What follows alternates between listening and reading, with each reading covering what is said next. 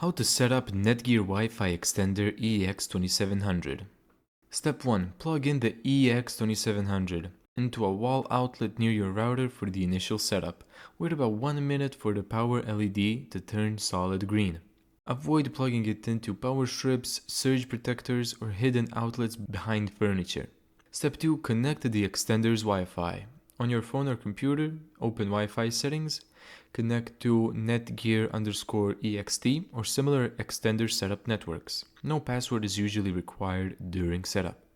Step 3. Open the setup page. Open a browser and go to mywifi.ext.net. The Netgear setup wizard should appear automatically. Step 4. Select your existing Wi-Fi network. The extender will scan for nearby networks.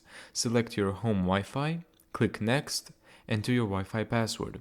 Step 5. Create the extended network. The EX2700 usually creates your Wi-Fi name _EXT. You can keep the default name or rename it. Step 6. Move the extender to its final location. So unplug the extender, move it halfway between your router and the weak signal area, and the router link LED should stay green or amber. Thank you so much for watching this video. If you found this tutorial helpful, make sure to give it a thumbs up and subscribe. And as always, see you in the next video.